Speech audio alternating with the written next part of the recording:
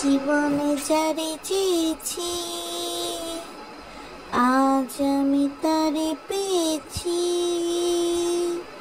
তুমি আমার সে তুমি আমার, তোমারই খুঁজে নিয়েছি। এ জীবনে যারে চেয়েছি আজ আমি তারে পেয়েছি। আসসালামু আলাইকুম দর্শক, সবাই কেমন আছেন? চলে আসলাম আবারও নতুন একটা ভিডিও নিয়ে। আজকের এই গানটা ডেডিকেট করলাম সাবিনার নানা শ্বশুরের সাবিনারে। সাবিনা যেভাবে সিপকাইয়া নিজের বুক দিয়ে নানা শ্বশুরের কোনোর মধ্যে গুঁদো মারতেছে, হাতের সাথে হাত লাগায় সিপকায় বেড়াইতেছে। কি আর করবো দর্শক, দেখে আমার শরম লাগছে। সত্যি কথা বলতে কি, রেলমন্ত্রী বলেন অথবা সেই ভাইরাল হওয়া নানা, সেই রান কিন্তু হচ্ছে দর্শক সাবিনার সাথে তার নানা শ্বশুরে মানাইছে ভালো দর্শক। আসলে আরিফের সাথে অত বেশি কিন্তু সাবিনার যায় না, কিন্তু নানা শ্বশুরের পাশে দেখে মনে হয়েছে যে একটু হালকা কচি মাইয়া বিয়ে করছে বুইড়া বেটায়, কিন্তু মানাইছে ভালো। আমি বুঝলাম না এমন স্যাবলামি করার কি আছে। আগে না হয়তো এক বাচ্চার মা ছিলি, এখন তো তুই আরেক বাচ্চার মা, তাহলে এইসব স্যাবলামি করার মানে কি? ভিউয়ের জন্য। আবার সে টিকটকে দেয় দুষ্টু কোকিল ডাকে রে কুকু কুকু কুকু কুকু। আসলে সাবিনার এমন একটা অবস্থা হয়ে গেছে, সাবিনার জীবনে না এখন কিবরিয়া দোলা দেয়, না এখন আরিফ দোলা দেয়। এখন নতুন পুরুষ হিসাবে নানা শ্বশুরই যথেষ্ট। বয়স হতে পারে কিন্তু কাম চালায় নেওয়া যাবে, এরকম আর কি। তো বলা যায় সাবিনা মনের মতো ভাতার খুঁজে পাইছে। আবার সাবিনা বলে তারে দেখতে নাকি লোকের ভিড়। ঠিকই তো আছে, এমন একটা পরকীয়ালি ব্যক্তি, এমন একটা হাতি, এমন একটা শরীরের ঢকনক নিয়ে তুই যদি নানা শ্বশুর বাড়িতে যাস তো গ্রামের লোক তো তোরে দেখতেই আসবে, তাই না? পারলে টিকিট কেটে আসবো, এরকম একটা অবস্থা। তো যাই হোক দর্শক, আমাদের তিশা আপা আবার ভাইরাল হওয়ার জন্য তাবিয়া যে তার দুধ নিয়ে টানাটানি করে, এটা ভিডিওতে সে বলতেছে, আবার নিজেই বলতেছে যে তাবিয়া 2 দিনের জন্য তানজিলার বাড়ি গেছিল, কিন্তু গতকাল রাতে আইসাই নাকি আবার চা শুরু করছে। এখন তাবিয়া যদি গু খাইতে চায়, তুই কি গু দিবি? তুই তো গু দিবি না। তো তাবিয়া দুধ খাইতে চাইলে তুই দুধ দিবি, তুই তো এটা কন্ট্রোল করতে পারস, তাই না? আবার বলে সমস্যা হয় না, তার নিচেও তাদের সাথে শুয়ে। তান শুয়ে শুয়ে তো দুধ খায় কি খায় না, না কার সামনে তুই কি করছ, এত তো ডিটেলস আমরা জানতে চাই না। তুই বারবার কেন এই টপিকটাকে নিয়ে আসতেছিস, এটাই তো আমি বুঝবার পারলাম না। আর সে লিখছে স্বামী এত বেশি শাড়ি পরে প্রশংসা করছে, সে লজ্জায় লাল হয়ে গেছে। ভাবে মন যে বাপ্পি এর আগে কখনো তার প্রশংসা করে নাই।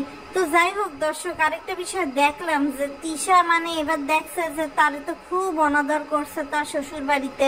আই থুকু তার না তো আমার তানজিলার শ্বশুর বাড়িতে, যে কারণে তিশা কিন্তু জিনিসটা ভালোভাবে নেয় নেয়। আবার ঝাড়ু মোছাকারের অভিনয় করতেছে সরাই সিটাই দেখা।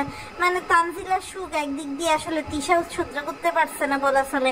আরেক দিক দিয়ে দর্শক দেখছেন এখনো যে এই যে আমাগো মরিয়ম কি কান্নাকাটি করে অভিনয়টাই না করলো একজোড়া প্রজাপতি ক্লিপের জন্য।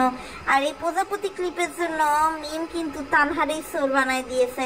কেননা অতীতে কিন্তু এটা হয়েছে যে মিমের বিভিন্ন জিনিসপত্র তানহা নিয়ে সরাই ফেলে গ্রামে এদিক সেদিক দিয়ে ফেলায়, এবং সে কিন্তু তানহাকে ডিরেক্ট প্রশ্ন করছে।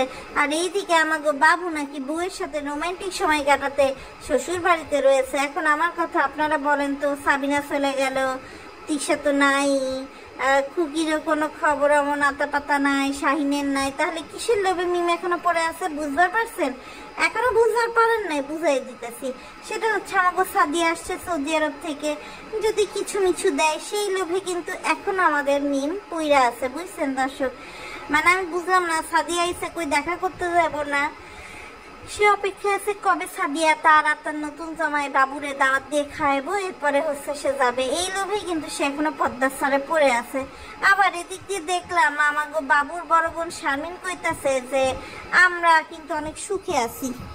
অর্থাৎ রসা খাইয়া কি করে সুখে থাকা যায়, কি করে মানুষের সিম্প্যাথি নেওয়া যায়, এইসব চিন্তা একেবারে মত্ত হয়ে আছে দর্শক বাবুর বোন শারমিন।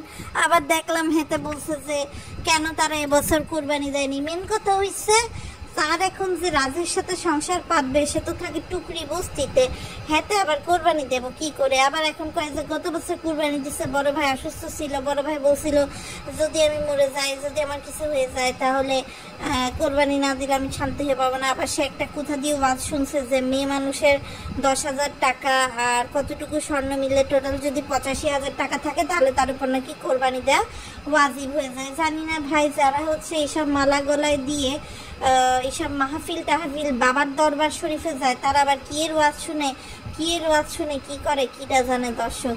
তো যাই হোক দর্শক, আরেকটা বিষয় দর্শক যেটা না বললেই না, সেটা হচ্ছে আমাগো কুকির কথা।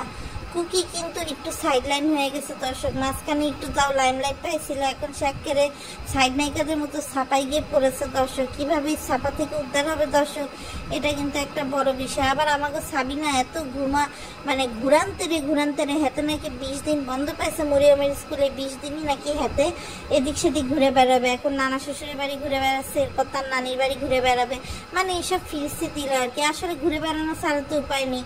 তার যেরকম হাতির মতো শরীর, এগুলোর খাবার যোগান দেওয়ার ক্ষমতা তো আরিফের নেই, আর আরিফের তার প্রতি কোনো শারীরিক আকর্ষণও নাই। তো সে ঘুরে বেড়াক নাকি পোষা ডোবাতে গিয়ে পড়ুক মরুক, কিছুই দেখার বিষয় কিন্তু আসলে আরিফের না দর্শক। আর কি বলবো দর্শক, কাহিনী দর্শক এটাই বুঝলাম যে সাদিয়া এসে খুকি আদুরি সবার সাথে দেখা করেছে, কিন্তু মিমের সাথে কিন্তু সে মুখোমুখি হয়নি। এখন দর্শক কেন এই ধরনের লুকোচুরিতা বা খুকির সাথে সাদিয়ার এত মিল মহব্বত, খুকি বা কেন তার চ্যানেলে টেলিকাস্ট করছে, কিসের মধ্যে কি পান্তাভাতে কি দর্শক, এটা আসলে বোঝা যাচ্ছে না, হয়তো বা সময়ের সাথে বোঝা যাবে। তো যাই হোক দর্শক, একটা বিষয় খুব ভালো লাগলো যে এই বাপ্পি তিশা যখন আপনার কুষ্টিয়া থেকে ফেরত আসলো, তখন এসে কিন্তু তাবিয়া তার দাদির সাথে খুবই সুন্দরভাবে মিলেমিশে কাজ করছিল। আর আরেকটা বিষয় দেখলাম দর্শক, এই যে কাজের বিটিকে নিয়ে ব্লগ করা, এগুলো আসলে মানে তিশার রক্তে রক্তে ঢুকে গেছে বলা চলে এক প্রকারে। কেন দর্শক এই কথা বললাম সেটা আমি আপনাদেরকে একটু এক্সপ্লেন করে দিই, কারণ আপনারা খুব ভালো করে খেয়াল করবেন যে তিশার ভিডিওর একাংশ জুড়েই থাকে হচ্ছে কাজের বিটিরা কি করছে। যেমন ডয়ার গুছাচ্ছে, তাও সে ভিডিও ছেড়ে রেখে দিছে। মানে কাজের বিটিদের কাপড় কোথায় কার ঠিক আছে না ভুল আছে, এগুলো দেখার সময় আসলে আমাদের তিশাফার নাই, এরকম একটা অবস্থা দর্শক হয়ে গেছে। তো যাই হোক দর্শক, এই তো ছিল মোটামুটি অবস্থান, যেটা আপনাদের সাথে তুলে ধরার বা শেয়ার করার খুবই দরকার ছিল, সেই জন্য তুলে ধরলাম, শেয়ার করলাম। আজকে এই ভিডিওটা ভালো লাগলে অবশ্যই আমার চ্যানেলটা সাবস্ক্রাইব করে দেবেন, বেল আইকনটি বাজিয়ে পাশে থাকবেন, যাতে আমি নতুন ভিডিও দেওয়া মাত্রই আপনাদের কাছে নোটিফিকেশনটা চলে যায়। আল্লাহ হাফেজ।